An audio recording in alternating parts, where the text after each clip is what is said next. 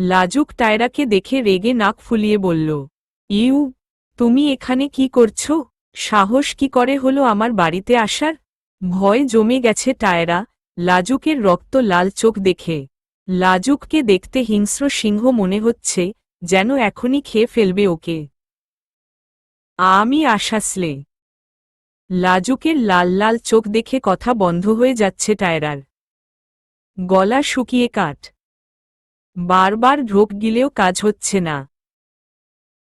লাজুক টায়রাকে চুপ করে থাকতে দেখে নাক ফুলিয়ে দাঁত চিবিয়ে বলতে লাগল, একে তো ওই দিন আমার গাড়ি ভেঙেছ, তার উপর আমার সাথে তর্কও করেছ, আর আজ আমার বাড়ি এসে আমাকেই পানিতে ভেজালে। ভীতু চোখে তাকিয়ে টায়রা লাজুক দুহাত পকেটে ভরে দাঁড়াল, তো বল এতগুলো অপরাধের জন্য কি পানিশমেন্ট দেওয়া যায় তোমায়? টায়রা কাপা কাপা গলায় বলল, দেখুন, ওই দিন যা যা হয়েছে তার জন্য আমি সরি। যদিও ভুলটা আমার ছিল না, আপনারই ছিল। আপনি। লাজুকের ভারী আওয়াজে থেমে গেল টায়রা। কি বললে তুমি? আসলে। সোজা উত্তর দেও। তুমি এখানে কি করছো? আমাদের বাড়িতে কেন তুমি? টায়রার হার্টবিট দ্রুত দৌড়তে লাগল। ভয় ঘামছে সে। লাজুক যদি জানে টায়রা এই বাড়িতে কাজ করে, নির্ঘাত তাহলে বের করে দিবে তাকে। কিছু জিজ্ঞেস করছি আমি এখানে কাজ করি। টায়রার কথা শুনে অবাক হয়ে চেঁচিয়ে উঠল লাজুক। হোয়াট? কাজ কর মানে? তোমাকে রেখেছে কাজে? I can't believe this. দেখুন, ওই দিনের জন্য আমি সরি বলছি তো। আপনি প্লিজ রেগে থাকবেন না। You shut up. একটা কথা বলবে না তুমি? আগে দির সাথে কথা বলছি। তোমাকে তো পড়ে দেখছি। কথাগুলো বলে গটগট করে হেঁটে চলে গেল ওখান থেকে লাজুক। টায়রা অসহায় চোখে তাকিয়ে রইল লাজুকের যাওয়ার পথে। মনে মনে ভাবতে লাগল, তার কাজটা বোধহয় আজ শেষ। আবার নতুন কাজ খুঁজতে হবে নিশ্চয়ই। আর ইউ ম্যাড দি? তুই ওই মেয়েটাকে কাজে রেখেছিস? Have you lost your mind? লাজুকের কথা শুনে বর্ষা শান্ত কণ্ঠে বলল, ভাই, তুই সামান্য একটা কারণে বাচ্চাদের মতো বিহেভ কেন করছিস? টায়রার মতো পিচ্চি মেয়ের সাথে ঝগড়া তোর সাথে একদমই যায় না। লাজুক বিরক্ত হয়ে তাকালো বর্ষার দিকে। তুই জানিস ওই মেয়েটা আমার সাথে কি বিহেভ করেছে, তারপরও এ কথা বলছিস? ও একটা পিচ্চি মেয়ে ভাই। এই কথাটা তোকে কতবার বোঝাতে হবে? টায়রার এমন বিহেভ জায়েজ, কিন্তু তুই কেন অ্যাডাল্ট পারসন হয়ে টিনএজার্সদের মতো করছিস? তুই কিন্তু এর সাইড নিচ্ছিস। আমি এত কিছু জানি না, তুই ওকে কাজ থেকে বের করে দে ব্যাস। এটা কি বলছিস তুই? মেয়েটা কতটা অসহায় জানিস? বাবা ছাড়া আর কেউ নেই ওর। আর সেও প্যারালাইজড। আমরা কাজ থেকে বের করে দিলেও কতটা বিপদে পড়বে তোর কোনো ধারণা আছে? দেখা যাবে এই অল্প বয়সে কোনো বাজে লোকের পাল্লায় পড়ে বাজে কাজে জড়িয়ে পড়েছে। চুপ করে রইল লাজুক বর্ষার কথা শুনে। লাজুককে চুপ দেখে বর্ষা আবারও বলতে লাগল, কারোর একটা সাহায্য প্রয়োজন ভাই ওর। কাউকে একটা চাই ওর জীবনে, যে ওর পাশে দাঁড়িয়ে ভরসা হতে পারবে। আমরা সেই মানুষটা না হতে পারি, কিন্তু খানিকটা ভরসা দিতে পারলে দোষ কি? তুই প্লিজ ওর উপর আর রেগে থাকিস না। লাজুক বর্ষার কথায় কোনো জবাব দিল না, চুপচাপ বেরিয়ে গেল বর্ষার রুম থেকে। তার কেন জানি অন্যরকম লাগছে। খারাপ লাগছে টায়রার অসহায়ত্বের কথা শুনে। যা কোথাও একটা আঘাত করেছে লাজুকের ভেতরে। ভয় ভেতরে গুটিয়ে গেছে টায়রা। কি হবে না হবে সেটা ভাবতেই পেটের মধ্যে মোচড় দিচ্ছে। টায়রাকে আনমনা হয়ে ড্রিং রুম ক্রস করে যেতেই হঠাৎ বর্ষার সাথে ধাক্কা লাগল। আরে টায়রা, তুমি এভাবে আনমনা হয়ে কেন হাঁটছ? কোথাও লেগে পড়ে যাবে তো? না দি, তেমন কিছু না। এমনই। বর্ষা মুচকি হেসে বলল, আমি জানি তুমি কি নিয়ে টেনশন করছো। দেখো টায়রা, টেনশন করো না। ভাই ওমনি একটু বেশিই রাগী, তাই হয়তো তোমার উপর রেগে গেছে। তুমি কিছু মনে করো না। মাথা নাড়ালো টায়রা। মম। মায়ের রুমে গিয়েছিলে? হ্যাঁ, কিছুক্ষণ আগে। ওহ, আমি যাচ্ছি এখন, তুমি যাবে? তাহলে চল। হ্যাঁ, চল। মোর্শেদাকে ওষুধ খাইয়ে টায়রা তার ঘর থেকে বেরতেই সামনে পড়ল শেফালি। হন্তদন্ত হয়ে কোথাও যাচ্ছে হাতে কফির মগ নিয়ে। শেফালি, একটু দাঁড়াও তো। কন পিচ্ছি আপা? আমার তাড়া আছে, লাজুক ভাইরে তার কফি দেওন লাগব। তোমাকে দিদুন তার ঘরে হট ব্যাগটা নিয়ে যেতে বলেছে এখনই। তার কোমরে ব্যথা করছে। শেফালি চিন্তিত ভাব নিয়ে। কিন্তু আমারে তো লাজুক ভাইয়ের কফি দেওন লাগব। আচ্ছা ঠিক আছে, তুমি আগে কফিটা দিয়ে আসো, তারপর দিদুনের কাছে যেও। তাইলে তো অনেক দেরি হইব। এক কাজ করেন আপা, আপনি কফির মগটা টায়রার হাতে ধরিয়ে দিয়ে এইডা আপনি নিয়া যান। আমি দাদির কাছে যাই। আরে আমি কিভাবে? তুমি যা। টায়রার কথা না শুনেই শেফালি চলে গেল ওখান থেকে। টায়রা ভীতু চোখে দোতলায় লাজুকের রুমের দিকে তাকিয়ে বিড়বিড় করতে লাগল, যা বাবা। চলে গেল। এবার এই কফি নিয়ে আমায় যেতে হবে ওই যমরাজটার ঘরে। এর মধ্যেই উপর থেকে লাজুকের চিৎকার শোনা গেল, শেফালি, আর কতক্ষণ লাগবে আমার কফি দিতে? ভয় ঢোক গিলল টায়রা। ধীর পায়ে হেঁটে যেতে লাগল লাজুকের রুমের দিকে। দরজার সামনে দাঁড়িয়ে বুকে ফু দিয়ে আল্লাহ আল্লাহ করতে করতে রুমের ভেতরে ঢুকল টায়রা। আশেপাশে তাকাতে লাগল, লাজুককে রুমের কোথাও দেখা যাচ্ছে না। হঠাৎ ওয়াশরুমের দরজায় শব্দ হতেই টায়রা সেদিকে ফিরল। আহহ! চেঁচিয়ে উঠে হাতে রাখা কফির ট্রেটা বেখেয়ালিভাবে ছেড়ে দিয়ে নিজের চোখ ঢেকে নিল টায়রা। ফ্লোরে পড়ে কফির মগ আর ট্রে খণ্ড খণ্ড হয়ে গেল। What the hell are you doing damn it? লাজুকের ধমকে ভয় পেয়ে চোখ মেলে তাকালো টায়রা। ইসসস! লাজুককে আবার অর্ধনগ্ন অবস্থায় দেখে উল্টদিকে ফিরে গেল। টায়রার এমন অবস্থা দেখে কিছুটা অবাক হল, লাজুক সাথে রেগেও গেল। হচ্ছেটা কি এসব? তুমি আমার রুমে কি করছো? উল্ট হয়ে ঘুরে থাকা অবস্থায় টায়রা জবাব দিল, আমি তো কফি দিতে এসছিলাম। Wow, great! কফি দিতে এসেছ নাকি শুধু দেখিয়ে ফেলে দিতে? ওটা তো ভুলে পপড়ে গেছে। এক সেকেন্ড, তুমি এভাবে উল্ট হয়ে কেন কথা বলছো? What's the problem? লাজুকের কথা শুনে টায়রা তার আওয়াজটা একটু উঁচু করে বলল, উল্ট ঘুরে থাকব না তো কি করব? আমি কি আপনার মতো নির্লজ্জ নাকি? টায়রার কথায় রেগে গেল লাজুক। কি কি বললে তুমি? আমি নির্লজ্জ? নয়তো কি? নির্লজ্জ না হলে কেউ এভাবে টাওয়াল পরে ঘুরে বেড়ায়? এই কারণে আমাকে তোমার নির্লজ্জ মনে হলো? মনে হওয়ার তো কিছু নেই। আপনি যে নির্লজ্জ সেটা আপনার কাজেই বোঝা যাচ্ছে। কথাটা বলতেই টায়রা দুহাতে মুখ চেপে ধরল। আসলে সে এমন কিছু বলতে চায়নি। মুখ ফসকে বেরিয়ে গেছে। লাজুক রেগে দাঁত চেপে বলল, আমার রুমে আমি শুধু টাওয়াল কেন, চাইলে বিনা কাপড়েও থাকতে পারি। কিন্তু তুমি কেন নক না করে রুমে ঢুকেছ? লাজুকের এমন কথায় শটাং করে টায়রা লাজুকের দিকে ঘুরে গেল। চোখগুলো লাল হয়ে আছে রাগে তার। কি হলো এখন চুপ কেন? বল। লাজুক টায়রার দিকে এক পা এগতেই টায়রা ভয়ে 2-3 পা লাফিয়ে দূরে সরে গেল।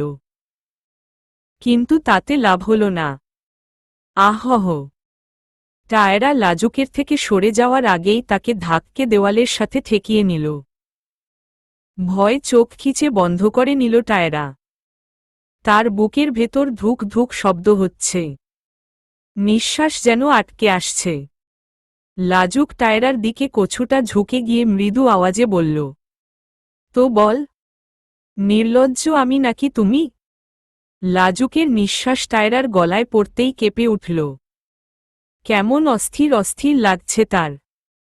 এই প্রচণ্ড শীতের মাঝেও ঘামতে শুরু করেছে। হঠাৎ কি হলো লাজুক বুঝতে পারল না। টায়রার ভীতু মুখের দিকে তাকাতেই যেন চারিদিক নিস্তব্ধতায় ঢেকে গেছে। ফুরফুরে এক শীতল বাতাস শরীর দিয়ে বয়ে গেল। নিজের হার্টবিটের আওয়াজগুলোও কানে আসতে লাগল, যা ক্রমশ দ্রুত হচ্ছে। নিজের অজান্তেই একটু একটু করে লাজুক টায়রার দিকে এগিয়ে যেতে লাগল। বুকের ভেতরে ধুকধুক আওয়াজটা বেড়েই চলেছে টায়রার। কারণ লাজুকের উপস্থিতি তার খুবই কাছে। বারবার ভয় গালা শুকিয়ে যাচ্ছে তার। হঠাৎই লাজুক বাস্তব দুনিয়ার জমিনে যেন পা রাখল। চোখ বন্ধ করে থাকা টায়রার দিকে তাকাতেই এক ঝটকায় ওর থেকে দূরে সরে গেল। বিস্ময়ের চূড়ান্ত সীমানায় লাজুক কি করতে যাচ্ছিল সেটা ভাবতেই যেন তার দুনিয়া উল্টপালট হতে লাগল। হৃদস্পন্দনের শব্দ তা হাজার গুণ দ্রুত গতিতে ছুটছে। লাজুক আশ্চর্য চোখে আবারও দেখল টায়রাকে। তারপর হুট করেই বিছানায় রাখা কাপড়গুলো নিয়ে ওয়াশরুমের দিকে চলে গেল। ওয়াশরুমের দরজার কাছে দাঁড়িয়ে ভারী এবং উচ্চ কণ্ঠে বলল, ওয়াশরুম থেকে ফিরে যেন তোমাকে আমার রুমে না দেখি। কথাটা বলে বিন্দু সময় অপেক্ষা করেনি লাজুক। ঠাস শব্দে ওয়াশরুমের দরজা লাগিয়ে দিল। চমকে কেঁপে উঠল টায়রা। কিছুক্ষণ থ হয়ে সেখানে দাঁড়িয়ে থেকে এক ছুটে বেরিয়ে গেল লাজুকের রুমের বাহিরে। সন্ধ্যার খানিক আগেই বাড়ি এসে পৌঁছল টায়রা। দরজায় করা নাড়তে এসে খুলে দিল দোলা। টায়রাকে দেখে সে মুখ ভর্তি হাসি নিয়ে বলল, আজ লেট হলো কেন রে? কখন থেকে ওয়েট করছি তোর জন্য। টায়রা ঘরের ভিতরে ঢুকতে ঢুকতে জিজ্ঞেস করল, তুই এই সময় এখানে কিভাবে? এ কেমন কথা? এখানে আসতে কি আমার দিন, কাল, সময় এসব দেখে আসতে হবে নাকি? ব্যাগটা সোফায় রেখে গ্লাসে পানি ঢেলে খেল। তারপর শান্ত স্বরে দোলাকে বলল, আমি সেটা কবে বলেছি? তোকে এই সময় এখানে দেখে অবাক হলাম তাই শুধু জিজ্ঞেস করছি। হঠাৎ টায়রার নজর গেল রান্নাঘরের দিকে। রান্নার আওয়াজ আসছে সেখান থেকে। আর কেউ যে সেখানে আছে তাও বোঝা যাচ্ছে। রান্নাঘরে কে? মা। টায়রা অবাক হয়ে, কাকিমা এখানে এসছে। কথাটা বলে টায়রা দ্রুত চলে গেল রান্নাঘরে। দোলার মা রান্না করছে, আর তার পাশেই তাকের উপর পা ঝুলিয়ে বসে দোলার ছোট বোন। কাকিমা তুমি এখানে? টায়রার আওয়াজে ফিরে তাকালো দোলার মা। টায়রাকে দেখে হাসি ফুটে উঠল তার চেহারায়। হ্যাঁ, ভাবলাম আজকের রাতটা তোদের সাথে কাটিয়ে যাই। দেখ রান্না করেছি আমি, আজ সবাই একসাথে খাব। খুশি হয়ে গেল টায়রা। ছুটে গিয়ে দোলার মাকে একপাশ থেকে জড়িয়ে ধরল। থ্যাংক ইউ কাকিমা। Thank you. তুই গিয়ে ফ্রেশ হয়ে নে, তার মধ্যে আমার রান্না শেষ হয়ে যাবে। আর দোলার বাবা আহান ভাইয়ের রুমে আছে, তার সাথে দেখা করে নে। আচ্ছা। রান্নাঘর থেকে বেরিয়ে টায়রা দোলার বাবার সাথে দেখা করে নিল। তারপর ফ্রেশ হয়ে এসে সবাই মিলে পুরো সন্ধ্যা আড্ডা দিল। আর দোলার কাছে আজকের ঘটে যাওয়া ঘটনার কথাও বলতে ভুলল না। পরের দিন সকালে লাজুকদের বাড়িতে যাওয়ার উদ্দেশ্যে বাসা থেকে বেরিয়ে টায়রা গলির মোড়ে আসতেই সামনে এসে দাঁড়াল লিয়ান। গলির বখাটে ছেলে সে। সারাদিন এলাকার সবাইকে বিরক্ত করে বেড়ায়। মেয়েদেরকে টিচ করে, আজেবাজে কথা বলে। গুন্ডা টাইপের। টায়রাকেও প্রচণ্ড বিরক্ত করে এই ছেলেটা। সেই কবে থেকে পিছনে পড়ে আছে। ভয় পায় টায়রা এই লিয়ানকে। কারণ এর আগেও ওর সম্পর্কে শোনা গেছে অনেক মেয়েকে তুলে নিয়ে যাওয়ার কাহিনী। টায়রা মাথা নিচু করে চুপচাপ রাস্তার এক পাশ দিয়ে হেঁটে যেতে লাগল। কিন্তু এর মধ্যেই লিয়ান এসে টায়রা পথ আগলে দাঁড়ালো, সাথে ওর ৩-৪টা চেলা। টায়রা ভীতু চোখে একবার লিয়ানের দিকে তাকিয়ে চোখ নামিয়ে নিল। কাঁধের ব্যাগটা শক্ত করে ধরে আশেপাশে তাকাতে লাগল। লিয়ান দাঁত দেখানো হাসি দিয়ে টায়রাকে বলল, কি ব্যাপার টায়রো, কাজে যাওয়া হচ্ছে বুঝি? অন্যের বাড়িতে কাজ করার কি দরকার ছিল? আমায় একবার বলে দেখতে, তোমার যত টাকা লাগত সব দিতাম। কথাগুলো বলে হাসতে লাগল। ওর সাথে থাকা ছেলেগুলোও দাঁত বের করে হাসছে। ভয় জান বেরিয়ে যাচ্ছে টায়রা, কি করবে বুঝতে পারছে না। শুধু অসহায়ের মতন আশেপাশে তাকাচ্ছে। লিয়ান আবারও বলল, তুমি চাইলে এখনো তোমায় সাহায্য করতে পারি। শুধু আমার প্রস্তাবে রাজি হয়ে যাও সোনা। প্রচণ্ড ঘৃণা নিয়ে তাকালো টায়রা লিয়ানের দিকে। ওর কথা শুনে গা ঘিন ঘিন করছে টায়রা। যদি টায়রা পারত ওকে মেরে হাত পা সব গুড়িয়ে দিত। এর মধ্যেই পাশ থেকে একটা রিকশা যেতে দেখে টায়রা তাড়াতাড়ি সেটা উঠে পড়ল। তাড়াতাড়ি চলেন মামা। রিকশাওয়ালা একবার লিয়ানের দিকে তাকিয়ে রিকশা চালাতে লাগল। হাফ ছাড়ল টায়রা। পিছন থেকে লিয়ান চেঁচিয়ে বলতে লাগল, টায়রু সোনা, আমি অপেক্ষা করব তোমার জবাবের। হা হা হা। টায়রা মাথা নিচু করে রইল, চোখ থেকে তার ফোঁটা ফোঁটা পানি পড়ছে। এই বোখাটের থেকে রেহাই পাওয়ার কোনো রাস্তা নেই টায়রার। প্রতিনিয়ত এই বদমাইশের কাছে হেনস্থা হতে হয়। লাজুকদের বাসায় আসতে আজ খানিকটা দেরি হল টায়রা। তাড়াতাড়ি রান্নাঘর থেকে এক মগ কফি নিয়ে যেতে নিল বর্ষার জন্য। দোতলার সিঁড়ি দিয়ে উঠে সামনে এগতেই কিছু একটার সাথে পায়ে ধাক্কা লেগে পড়ে যেতে নিল। চোখ বন্ধ করে চেঁচিয়ে উঠে, আহহ। এর মধ্যেই অনুভব করল কেউ একজন ওর কোমর জড়িয়ে ধরে পড়ে যাওয়ার থেকে আটকাল। ধীরে ধীরে চোখ মেলে তাকাতেই নিঃশ্বাস আটকে গেল টায়রার। এক হাতে লাজুক কফির মগ ধরে আছে, আর অন্য হাতে টায়রাকে। লাজুকের চোখের দিকে চোখ পড়তেই কেঁপে উঠল টায়রা। চোখগুলো লাল হয়ে আছে, কেমন এক গভীর চাহনি সেই চোখের। সেদিকে তাকিয়ে টায়রার শরীরে কাঁটা দিয়ে উঠছে। বেশিক্ষণ তাকাতে পারল না টায়রা লাজুকের চোখে। লাজুকের চাহনি যেন ধীরে ধীরে তার পুরো শরীর অবশ করে দিচ্ছে।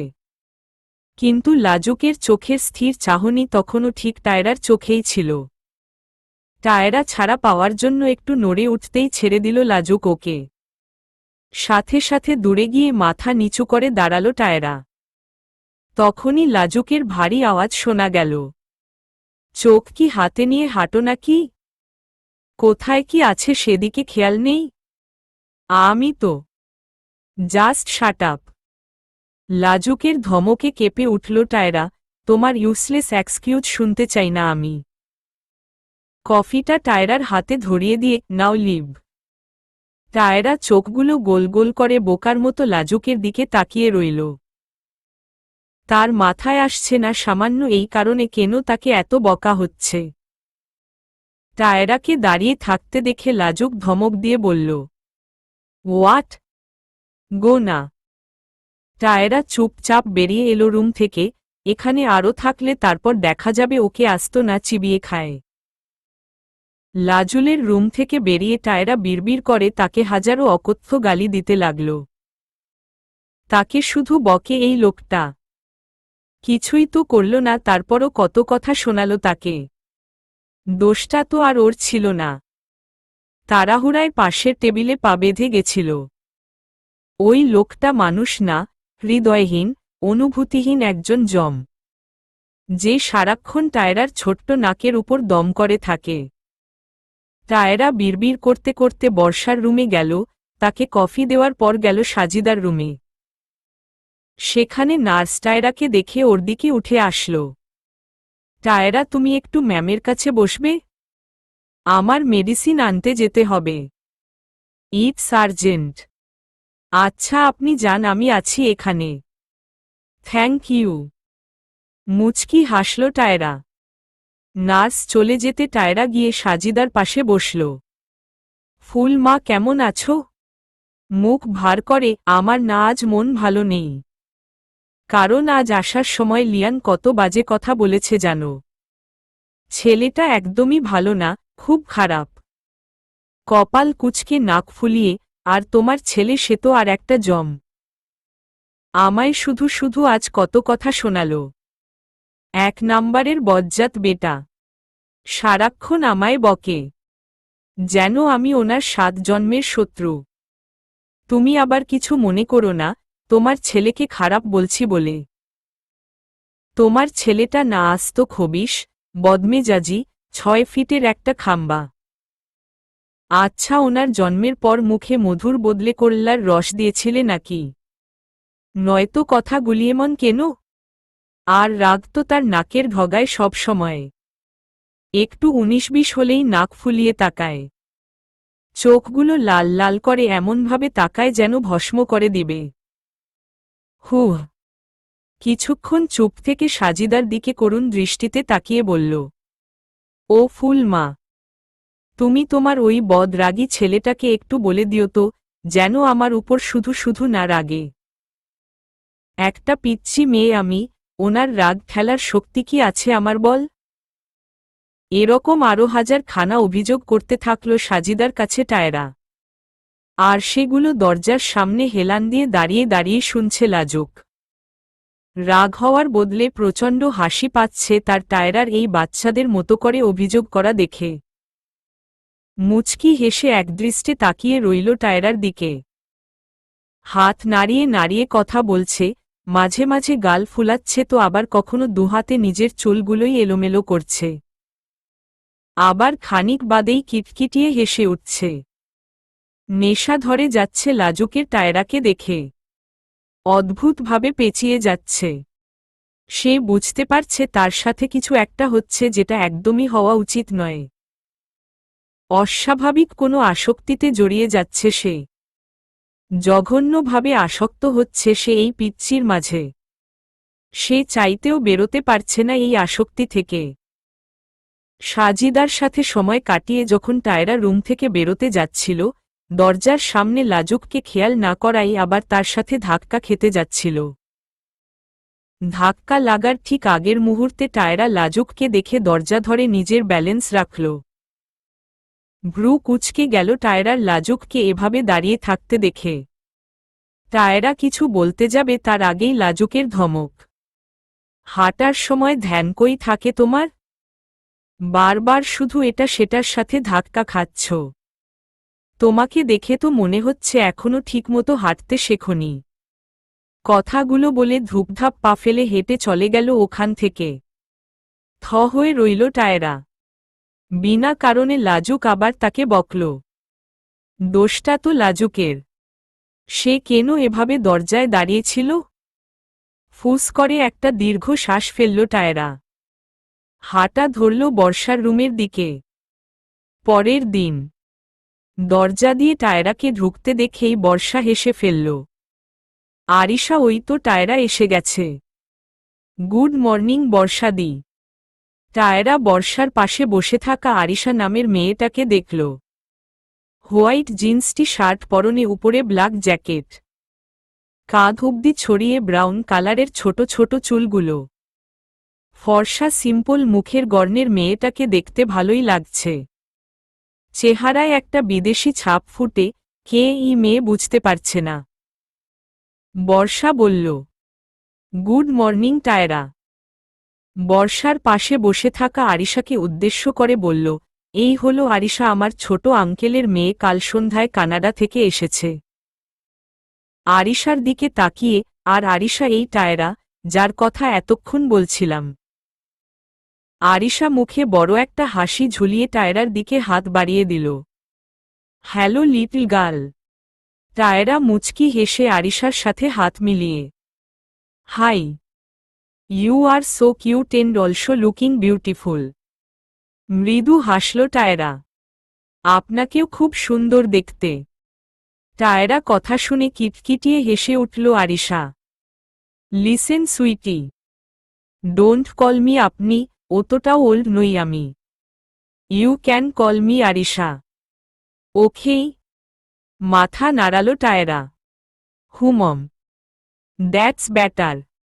বাই দ্য ওয়ে, ফার্স্টলি আমি ভেবেছিলাম এখানে এলে হয়তো বোর হতে হবে। But now my thought was totally changed because of you. And one think, আমি কিন্তু প্রচুর বক বক করি, আমার কথা শুনতে শুনতে কিন্তু তুমি আউট অফ দ্য ওয়ার্ল্ড হয়ে যাবে। টায়রা হেসে জবাব দিল, কোনো ব্যাপার না, তোমার যত ইচ্ছা গল্প করতে পারবে। পাশ থেকে মোর্শেদা আরিশাকে বলে উঠল, সায়েবা, মেয়েটা তো কেবল এসছে, আগে তাকে একটু বসতে দেও। তোমার কথার ঝুড়ি নিয়ে না হয় খানিক পরে বসবে। Oops, yeah right. Tiara please seat.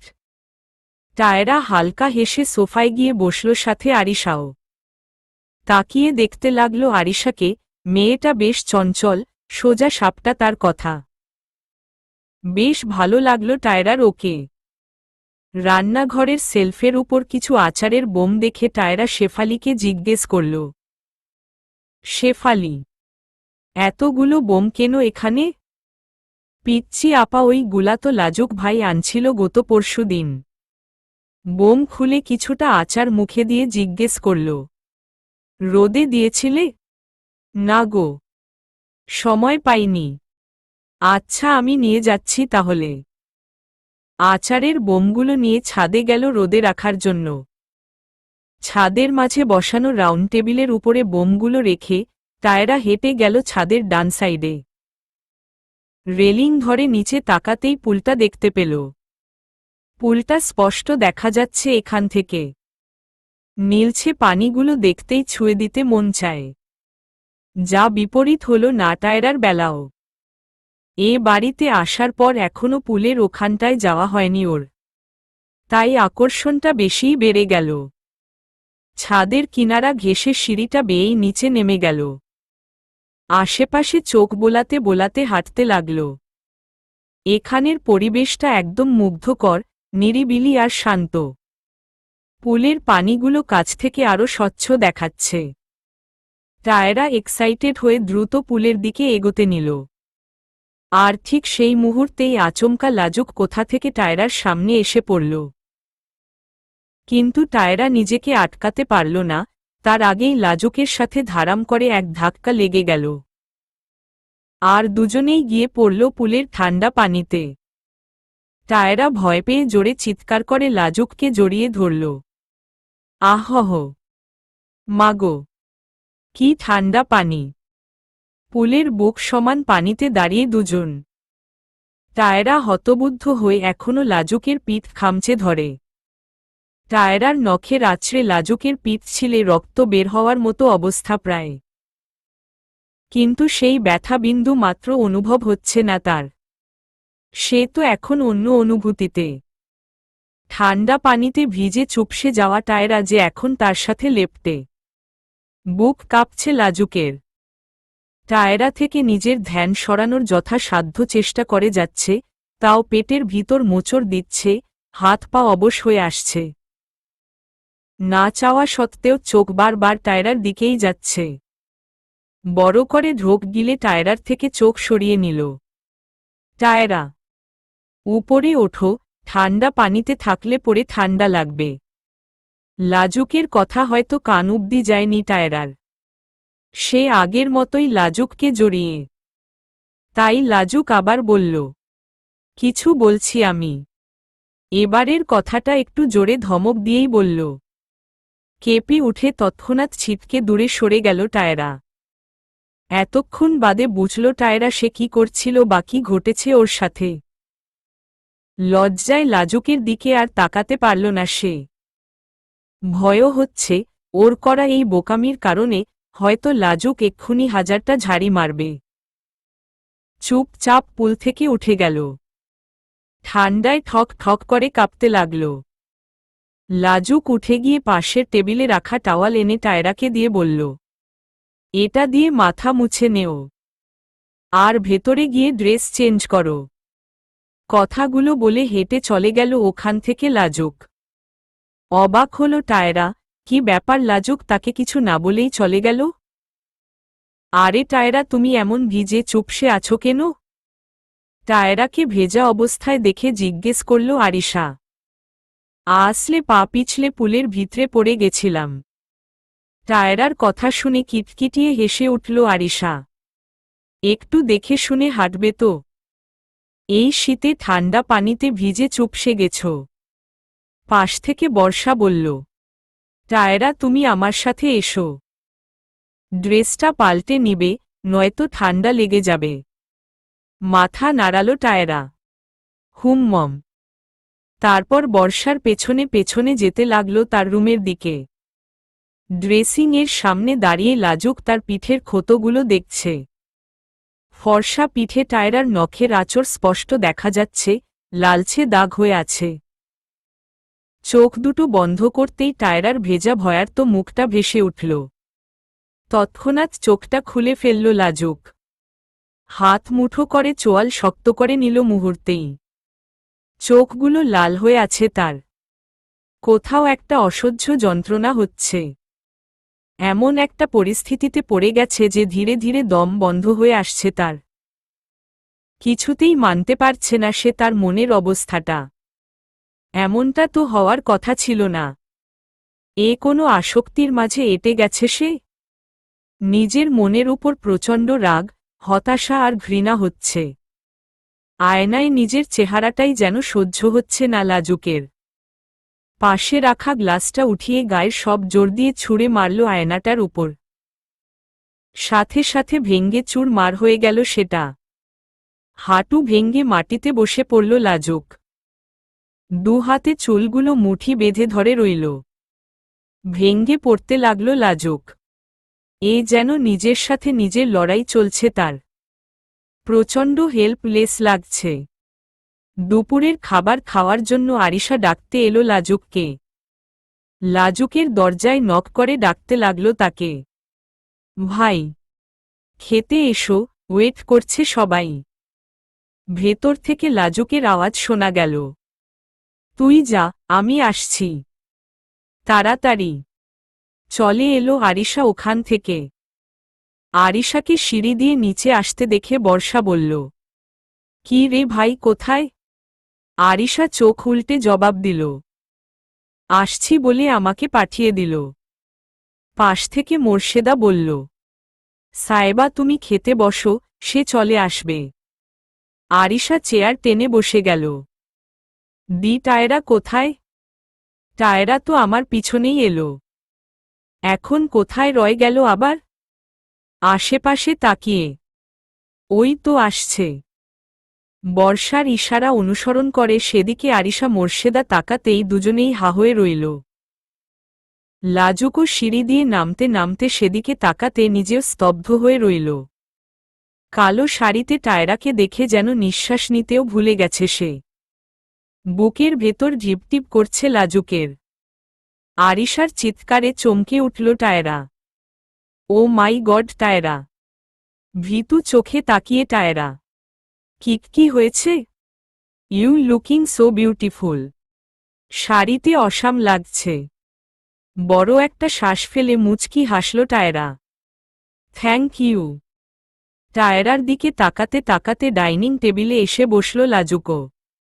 Morsheda বলল, বাহহ, পুতুল তোমায় বড় বড় লাগছে শাড়িতে। হাসল টায়রা মোর্শেদার কথায়। লাজুকের দিকে চোখ পড়তেই হাসি যেন উধাও হয়ে গেল ওর। লাজুকের দৃষ্টি টায়রার দিকে। কেমন নেশাময় চাহনি তার। এমন চাহনির কারণ বুঝতে পারল না টায়রা। ভালোবাসা একজন মানুষের জীবনে আশীর্বাদ হয়ে আসে। ভেতর থেকে ভেঙেচুরে নতুন করে সাজিয়ে দেয়। কিন্তু সেই ভালোবাসাটা যখন অতিরিক্ত চাওয়া, অতিরিক্ত আসক্তিতে পরিণত হয় তখন তড়িৎ গতিতে সব উল্ট পালট হয়ে যায়। আর আসক্তিটা যদি হয় অপ্রত্যাশিত কারোর উপর, তবে সেটা ভয়ঙ্কর হয়ে যায় তার জীবনে। আশীর্বাদটা তখন যেন অভিশাপে পরিণত হয়, যেমনটা হচ্ছে লাজুকের সাথে। দিনকে দিন তার টায়রার প্রতি আসক্তি যেন বেড়েই চলেছে। দিন যত যাচ্ছে এই আসক্তির খেলা যেন ততই বেড়ে চলেছে। প্রচণ্ড ব্যস্ত আজ টায়রা, কারণ সন্ধ্যার পরেই বর্ষার সাথ দেওয়া হবে। তার গর্ভের বাচ্চার বয়স 7 মাস চলছে সেই উপলক্ষে। ঝাঁকঝমক আয়োজনে মুখরিত চারিদিক। ইভেন ম্যানেজমেন্টের লোকগুলো বাড়ি সাজাতে ব্যস্ত। হাতে একটা শপিং ব্যাগ নিয়ে বর্ষার রুমের দিকে যেতে লাগল টায়রা, উদ্দেশ্য বর্ষাকে সাজানো। দরজার নক করতেই ভেতর থেকে বর্ষার আওয়াজ এলো, ভেতরে এসো। দরজা ঠেলে ভিতরে ঢুকতেই দেখল বিছানার উপর বর্ষার পাশে বসে আছে আবির। দুজনার দিকে তাকিয়ে টায়রা সৌজন্যমূলক হাসি দিল, বিনিময়ে তারাও মৃদু হাসল। টায়রা সামনে এগিয়ে আবিরের উদ্দেশ্যে বলল, জিজু, একটু রুম থেকে বেরোতে হচ্ছে, আর ঘণ্টা খানেকের জন্য আপনার এই ঘরে প্রবেশ নিষিদ্ধ করা হল। আবির কিছুটা অবাক হয়েই ভ্রু কুঁচকে প্রশ্ন করল, হোহ, কেন কেন? কোনো কেন নেই, আমার কাজ আছে। আপনার মিসেসকে রেডি করতে হবে। আবির বর্ষার দিকে তাকাতে দেখল সে মুখ টিপে হাসছে। বর্ষার থেকে নজর সরিয়ে বিছানা থেকে উঠে দাঁড়িয়ে হতাশ গলায় বলল, ওহ, ওকে। আবির চলে যেতেই তার অবস্থা দেখে টায়রা একটু জোরেই হেসে উঠল, তারপর এগিয়ে এলো বর্ষার কাছে। দি, চলো রেডি হয়ে নেও। দিদুন তোমার জন্য শাড়ি পাঠিয়েছে। তুমি কখন রেডি হবে? তোমাকে রেডি করে নেই, তারপরেই রেডি হব। আরিশার সাথে পার্লারে গেলেই তো পারতে। বর্ষার কথায় মিষ্টি করে হাসল শুধু টায়রা।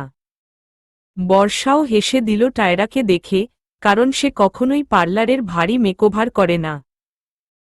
বর্ষাকে রেডি করে দিয়ে নিজেও তৈরি হতে গেল টায়রা। বিছানার উপরে লাজুকের দেওয়া উপহারের প্যাকেটটার দিকে তাকাল। কাল যখন সবার জন্য শপিং করে এনেছিল, তখন এটা লাজুল তাকে দেয়। প্যাকেটটা খুলে বের করল ভেতরে থাকা কালো রঙের গ্রাউন্ডটা। কালোর উপরে সোনালি সুতোর হালকা নকশি, তবে ওড়নাটাতে সোনালি সুতোর গর্জিয়াস নকশি করা।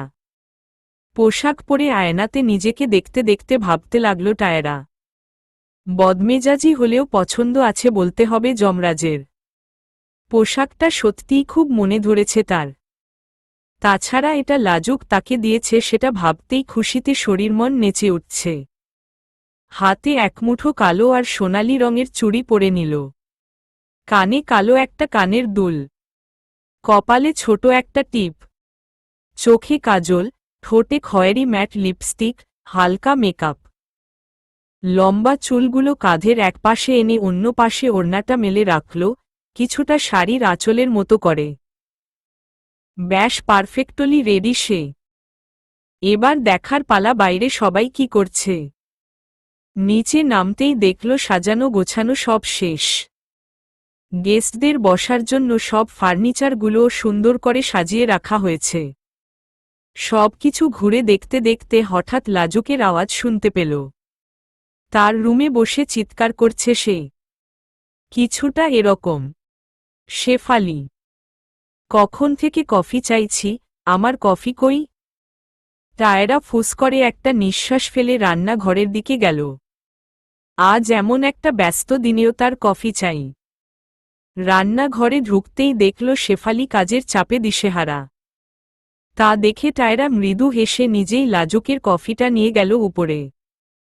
দরজার সামনে দাঁড়াতেই বুকটার ভিতর টিপ টিপ করতে লাগল। এটা নতুন কিছু না, হারহামেশাই এমন হয় তার যখনই সে লাজুকের আশেপাশে যায়। ছোট একটা ঢোক গিলে দরজায় নক করল।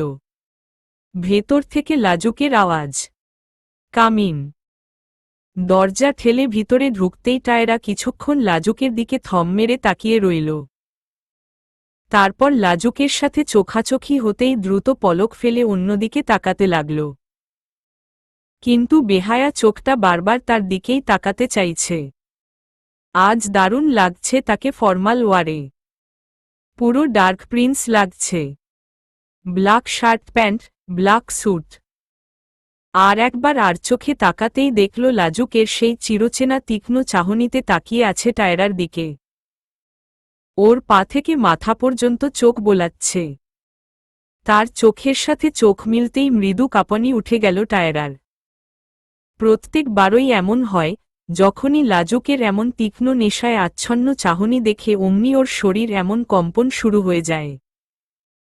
এটা ভয় নাকি অন্য কোনো অনুভূতির কারণ তা টায়রা আজও বুঝতে পারে না। লাজুকের থেকে নজর সরিয়ে নিচের দিকে তাকিয়ে কম্পিত কণ্ঠে বলল, আপনা কফি। নিজের সম্মতি ফিরে পেয়ে কিছুটা বিব্রত হয়ে লাজুক হাত বাড়িয়ে কফির মগটা নিতে গিয়ে লক্ষ্য করল, হাত কাঁপছে টায়রার। চুড়ির ঝুনঝুন মৃদু আওয়াজ শোনা যাচ্ছে। তা দেখে একপেশে হেসে লাজুক ইচ্ছে করেই মগটা নেওয়ার সময় টায়রা হাতে ঘর্ষণ দিল। টায়রার মনে হচ্ছে শরীরে বিদ্যুৎ প্রবাহ হল। ঝট করে হাতটা সরিয়ে নিয়ে এক পলক লাজুকের চোখের দিকে তাকিয়ে রুম থেকে বেরিয়ে পড়ল। আর টায়রার যাওয়ার দিকে তাকিয়ে মুচকি হাসল লাজুক। লাজুকের বাড়িতে টায়রা কাজ করছে প্রায় 6 মাসের মতো। ইতোমধ্যে এই বাড়ির প্রতিটা সদস্যর সাথে ওর বেশ ভাব হয়ে গেছে। তারাও টায়রাকে নিজেদের পরিবারের সদস্য বলেই মানে। টায়রাও ঠিক তেমনি সবাইকে নিজের পরিবারেই মানুষ মনে করে। কিন্তু এতগুলো দিনেও ও লাজুকের সাথে সহজ হতে পারেনি। চেষ্টা করলেও পারে না সেটা। এমন নয় যে লাজুক ওর সাথে খারাপ কোনো আচরণ করে। আগের মতো হুটহাট রাগেও না, তবে মাঝে মাঝে একটু চটে যায়। কি আর করার, সে তো অমনি। তবে সমস্যা তো সেটা নয়। টায়রা তো জানে, লাজুক বদমেজাজি, একরোখা, বেপরোয়া। রাগ ব্যাপারটা ওর শিরা উপশিরায় বিদ্যমান। সমস্যা হল, লাজুকের চোখের চাহনি সহ্য হয় না ওর। ওই তীক্ষ্ণ চাহনির দিকে তাকাতেই ওর শরীরে কম্পন শুরু হয়ে যায়। তার কাছে গেলেই হৃৎস্পন্দন তীব্র হয়ে যায়। একটা অচেনা অনুভূতি আবেশে ঘিরে ধরে ওকে। জমজমাটি আয়োজনে মেতে উঠেছে পুরো বাড়ি। অতিথিরাও ইতোমধ্যে চলে আসতে শুরু করেছে। টায়রা মোর্শেদার সাথে কথা বলে সাজিদার রুমের দিকে যেতে নিল। তখনই হঠাৎ কেউ তার পেছনে থেকে ঝাপটে ধরল। ভয়ে আত্মকে উঠল টায়রা। কলিজা শুকিয়ে গেছে একেবারে। ঝট করে পিছনে ফিরতেই দেখতে পেল আলিশা হাসছে। টায়রা অসহায় কণ্ঠে বলল, আরিশা আপু, তুমি আবার ভয় দেখাচ্ছ আমায়। এটা ঠিক না। কোনো দিন যেন আমার হার্ট অ্যাটাকই হয়ে যায়। টায়রার কথায় সজোরে হেসে উঠল আরিশা। তুমি এত ভীতু কেন বলতো? সব সময় এমন ভয় পাও। তাই তো তোমাকে ভয় দেখাতে আরো বেশি ভালো লাগে। হি হি হি। আরিশার কথায় হেসে দিল টায়রা। আরিশা আপু, আজ তোমাকে খুব সুন্দর লাগছে। ও, থ্যাংক ইউ সুইটহার্ট। টায়রার গালে একটা চুমু দিয়ে, তোমাকেও খুব সুন্দর লাগছে। একদম ডলের মতো। ব্লাশিং হয়ে হেসে টায়রা আরিশাকে বলল, থ্যাংক ইউ। আমি ফুল মার রুমে যাচ্ছিলাম। তুমি কি যাবে? মম।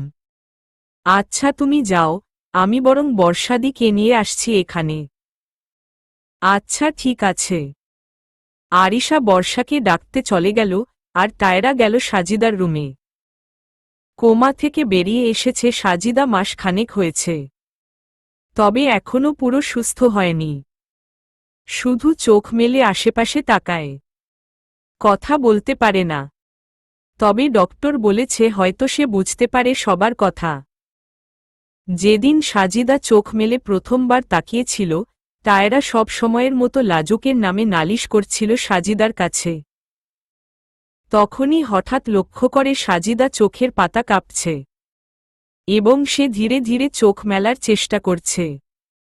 হতভম্ব হয়ে যায় টায়রা। প্রচণ্ড রকমের বিস্ময়, উত্তেজনা, আনন্দে সে দিশেহারা হয়ে গেছিল প্রায়। এক প্রকার ছুটে গিয়ে সে বর্ষাকে টেনে এনেছিল সাজিদার কাছে। সাজিদার চোখ মেলে তাকানোর আনন্দে বর্ষা টায়রাকে জড়িয়ে ধরে একরকম বাচ্চাদের মতো করে কেঁদেছিল। লাজুক তখন দেশের বাইরে গিয়েছিল 5 দিনের জন্য। যাওয়ার 2 দিনের মাথায় সে এই খবর পেয়ে তখনই চলে আছে ইমার্জেন্সি ফ্লাইটে। বাড়িতে আসার পরে কোনো কথা বলেনি লাজুক, শুধু সাজিদার হাতটা ধরে তার পাশে মাথা নিচু করে বসেছিল পুরো একটা দিন। পলক তুলে শুধু কয়েকবার তাকিয়েছিল টায়রার দিকে। উফ অফ! সেই চাহনি এখনো টায়রার মনে গেঁথে আছে।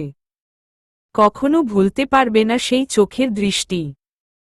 সেই চাহনিতে কিছু একটা ছিল, যা প্রচণ্ড রকমের প্রশান্তি দিচ্ছিল টায়রার মনে। কেমন এক মায়াজড়ানো, নেশা ধরানো দৃষ্টি যা আর কখনো দেখেনি ও লাজুকের চাহনিতে। টায়রা সাজিদার পাশে গিয়ে বসার কিছুক্ষণের মধ্যেই বর্ষাও চলে এলো আরিশার সাথে। সাজিদার পাশে বসে তারা কিছুক্ষণ কথা বলে নিচে গেল আয়োজন শুরু হবে বলে। আরিশা বর্ষাকে বসিয়ে দেওয়ার পর তার সামনে স্বাদের খাবারগুলো এনে সাজিয়ে রাখছিল টায়রা।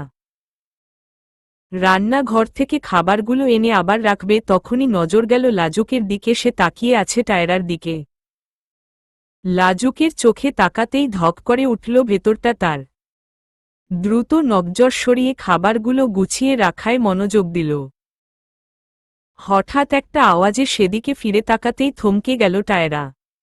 বুকের ভিতরে সূক্ষ্ম চিনচিন ব্যথা অনুভব করল সে। হঠাৎই যেন একটা অস্থিরতায় ঘিরে ধরেছে। লাজুককে একটা মেয়ে আষ্টেপৃষ্ঠে জড়িয়ে ধরে আছে। টায়রা সূক্ষ্ম নজরে তাকে পর্যবেক্ষণ করতে লাগল।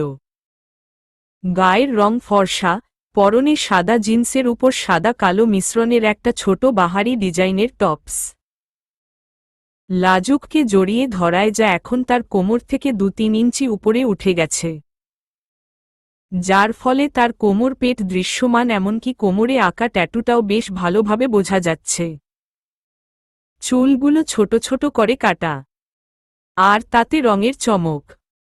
পায়ে তার দামি ব্র্যান্ডের একজোড়া হাই হিল। চেহারা আর স্টাইলে কেমন একটা বিদেশি বিদেশি ভাব। আচমকা সে লাজুকের গালে একটা চুমু দিয়ে বলতে লাগল, ও Lajuk baby, I miss you so much. তুমি আমার সাথে দেখা কর না কেন বলতো? একটা কলও কি করা যায় না? আমি কিন্তু খুব কষ্ট পেয়েছি। ইউ নো না how much I love you. মেয়েটার কথা শুনতাই জানো টায়রার হৃদয়টা কেউ টেনে বের করে নিয়ে তা ছিঁড়ে দুভাগ করে ফেলেছে, এমন যন্ত্রণা হচ্ছে বুকের মাঝে ওর। আশেপাশে সবাই তাকিয়ে ওদের দিকে। লাজুকের দৃষ্টি টায়রার হতভম্ব, বিস্মিত হয়ে যাওয়া অন্ধকার আচ্ছন্ন মুখে। টায়রার থেকে চোখ সরিয়ে লাজুক খুব দ্রুতই মেয়েটার থেকে নিজেকে ছাড়িয়ে নিল। তারপর একটু রাগী গলাতেই বলল, সোনিয়া, এসব হচ্ছেটা কি? এটা লন্ডন নয়, আর বাড়িতে এত মানুষের মধ্যে এসব কি করছো আজব? সোনিয়া একটু হেসে বলল, উপপপস। সরি লাজুক। আসলে তোমাকে এতদিন পরে দেখে এক্সাইটেড হয়ে গেছি। লাজুক গম্ভীর গলায় বলল, হুমম, যাও দির সাথে দেখা কর। এসেছ তো ওর জন্যই। লাজুকের কথায় সোনিয়া মুখটা ছোট করে বর্ষার কাছে চলে গেল। লাজুক টায়রার দিকে তাকাতেই সে চোখ সরিয়ে নিয়ে ওখান থেকে চলে গেল। হঠাৎই আর কোনো কিছু ভালো লাগছে না টায়রার। অস্থির অস্থির লাগছে খুব। মনের ভিরত ছটফট করছে, কিন্তু কেন এই ছটফটানি জানা নেই তার। টায়রা চুপচাপ চলে গেল সুইমিং পুলের সামনে। সেখানে খোলা আকাশের নিচে চেয়ারে গা এলিয়ে দিয়ে পানির দিকে তাকিয়ে রইল শূন্য দৃষ্টিতে। অনেকটা সময় পার করার পর কারোর আওয়াজে ফিরে তাকাল টায়রা। লাজুক দাঁড়িয়ে আছে তার থেকে কিছুটা দূরে। অনেকটা সময় থেকেই লাজুক এখানে দাঁড়িয়ে দাঁড়িয়ে টায়রাকে লক্ষ্য করছিল। ওর যে মন ভালো নেই সেটা বুঝতে অসুবিধা হলো না কোনো। কিছু তো একটা চলছে টায়রার মনে। হয়তো লাজুক ঠিকই বুঝতে পারছে হঠাৎ এতটা উদাসীন হওয়ার কারণ। লাজুক টায়রার দিকে এগিয়ে এসে বলল, এখানে কি করছো? ভেতরে এত মানুষ থাকতে এখানে একা কেন বসে আছো?